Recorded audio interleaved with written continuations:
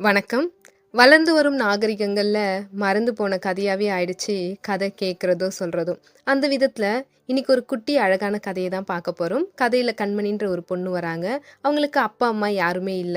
சின்ன வயசுலேருந்தே பண்ணையார் வீட்ல தான் வளர்ந்துட்டு வராங்க. வீட்ல இருக்க வேலைகள்லாம் செஞ்சுட்டு, அப்படியே அங்கேயே தங்கிட்டு இருக்காங்க.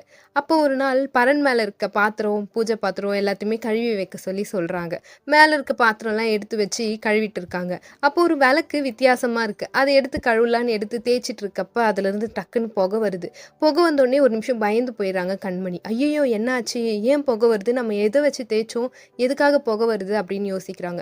அப்போ புகையிலேருந்து ஒரு உருவமும் தெரியுது. அதை பார்த்து இன்னும் அவங்க ரொம்ப மயங்கி போகிற ஸ்டேஜுக்கே போயிடுறாங்க. அப்புறம் அதுலேருந்து பூதம் சொல்லுது, பயப்படாத பயப்படாத, ஒன்றும் பயப்படாத, நான் தான் பூதம், உனக்கு 3 வரம் கொடுத்துட்டு போகலான்னு வந்திருக்கேன் அப்படின்னுது. அப்படியா அப்படின்னு சொல்லுவோம். உனக்கு என்ன வேணுமோ கேளு, நான் தரேன் அப்படின்னும். உடனே கண்மணி யோசிச்சுட்டு, எனக்கு பெருசாக ஒன்றும் வேணாம், இங்கே இவ்வளோ பாத்திரம் இருக்குல்ல, அதெல்லாம் கழுவி கொடுத்துறியா அப்படின்னு கேட்கும். பூதமும் ஒரு நிமிஷத்தில் மொத்தமே அழகாக பளபளன்னு கழுவி வச்சிரும். அதை பார்த்த கண்மணிக்கு ஒரே சந்தோஷமாயிடுச்சு. ஐயோ! இதை நான் இன்னைக்கு ஃபுல்லாக உட்காந்து தேய்ச்சி கழுவி இருக்கணும், நீ அதுக்குள்ளே எனக்கு பண்ணி கொடுத்துட்ட, ரொம்ப சந்தோஷம், தேங்க்யூ ஸோ மச் அப்படி சொல்லிட்டு ஓடி போயிடுறான். போயிட்டு மறுநாள் என்ன பண்ணுவான், நதிக்கரைக்கு போயிருப்பான். அந்த வீட்டில் இருக்க எல்லாரோட ட்ரெஸ்ஸை துவைக்கிறதுக்காக எடுத்துகிட்டு போயிருப்பாள். கொஞ்சம் துவைக்கவும் ஆரம்பிச்சிட்டு இருப்பாள். அப்புறம் தான் அவளுக்கு ஞாபகம் வருது, நமக்கு தான் வேலை செய்கிறதுக்கு வரம் கொடுக்கறதுக்கு ஆள் இருக்கே, அவங்கள கூப்பிட்டு துவைக்க விட்டுறலாம் அப்படின்ட்டு. அப்போ பூதம்மை கூப்பிடுவா. பூதமும் வரும். வந்து உனக்கு என்ன வேணும்னு கேட்டால், எனக்கு இந்த எல்லா ட்ரெஸ்ஸும் நீ துவைச்சி கொடுத்துரு அப்படின்னு கேட்கும். பூதமும் அழகாக துவைச்சி காய வச்சு மடித்து கொடுத்துரும்.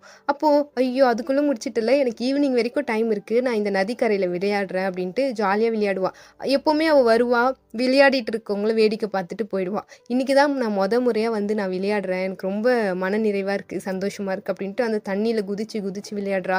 தண்ணியை பக்கத்தில் இருக்க ஃப்ரெண்ட்ஸ் மேலெலாம் அடித்து கொஞ்ச நேரம் பேசிட்டு விளையாடிட்டு ஈவினிங் ஆகிடுது, வீட்டுக்கு போயிடுறான். அவன் நினச்சிட்டே இருக்கா, ஐயோ எவ்வளோ நாள் நம்ம நினச்சிருக்கோம், இப்படி ஒரு வாழ்க்கை தானே நமக்கு வேணும்ன்ட்டு, நாளைக்கு பூதம் கிட்ட ஒரு வரம் கேட்டுருவோம், அந்த வரத்தை வாங்கிட்டு நம்ம தப்பிச்சிடலாம் அப்படின்னு யோசிச்சு நினச்சிட்டு தூங்குவா. தூங்கிட்டு மறுநாள் பூதம்மை கூப்பிடுவா. எனக்கு ஒரு வரம் நீ கொடுக்கணுமே இப்போன்னு கேட்பா.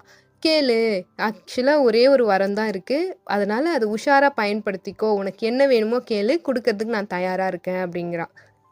பூதம் சொன்னோடனே பூதம் கிட்ட, எனக்கு வேலையே செய்யக்கூடாது, நான் வேலையே செய்யாமல் ஜாலியாக இருக்கணும், எனக்கு அப்படி ஒரு பெண்ணா என்னை மாற்றிடு அப்படின்பா. வேலையே செய்யக்கூடாதா? நாட்டோட அரசியாகவே இருந்தாலும் ஏதாவது ஒரு வேலை செய்யணுமே, நாட்டில் எல்லா விஷயமும் கரெக்டாக நடக்குதா இல்லையா அப்படின்னு செக் பண்ணுற வேலைலாம் இருக்கே, உனக்கு வேலையே இல்லாத ஒரு பெண்ணை நான் எப்படி மாற்றுறது அப்படின்னு யோசிச்சுட்டே இருக்கும். யோசித்து முடிக்கிறதுக்குள்ளே கண்மணிக்கிட்ட ஒரு கருப்பு கலர் பெட்ஷீட் இருக்கும். அதை திறந்து ஓப்பன் பண்ணி பார்த்தா அவள் முன்னாடி ஒரு தட்டில் ஃபுல்லாக சில்லறை இங்கே கொட்டி இருக்கும். ஒருத்தராக சில்லறைலாம் போட்டு போவாங்க. அதை பார்த்தோன்னே ஐயோ என்ன பிச்சைக்கார பெண்ணாக மாற்றிட்டியா நீ அப்படின்ட்டு பூதத்துக்கிட்ட சண்டைக்கு போகிறா. நான் என்ன கேட்டேன், நீ என்னை பிச்சைக்கார பெண்ணாக மாற்றி வச்சிருக்க அப்படிங்கிறா. ஆமாம், நீ தானே கேட்ட வேலையே செய்யாத ஒரு பெண்ணாக மாறணும்னு, அதனால தான் நான் உன்னை இப்படி மாற்றிட்டேன் அப்படிங்குது. சொன்னோடனே அவளுக்கு ரொம்ப கோவம் வருது. நான் பிச்சைக்கார பொண்ணா, என்னாலாம் இப்படி இருக்க முடியாது அப்படின்வா. இல்லை நீ தானே வேலையே செய்யக்கூடாது சொன்ன அப்படின்ட்டு கொஞ்ச நேரம் ஆர்கியூமெண்ட் போகுது. அப்புறம் அவள் வந்து அழ ஆரம்பிச்சிடா. வேணாம், நான் வந்து பண்ணையார் வீட்டில் இருந்தாவது எனக்குன்னு ஒரு வீடு இருந்துச்சு, 3 வேளை நான் சாப்பிட்டுப்பேன், என்னால் முடிஞ்ச வேலையெல்லாம் செஞ்சுட்டு இருந்தேன், இங்கே இந்த மாதிரி ஒரு பொண்ணாக என்னால் இருக்க முடியாது, ப்ளீஸ் நான் வந்து பண்ணையார் வீட்டுக்கே போயிடுறேன், என்னை மாற்றிட்றியா அப்படின்னு அவள் கெஞ்சுவா. அது சின்ன குழந்தை அப்படின்றத பூதம் புரிஞ்சுக்கிட்டு அவளையும் திருப்பி பண்ணையார் வீட்டில் அந்த வேலைக்கார பெண்ணாவே மாற்றிடுவாங்க.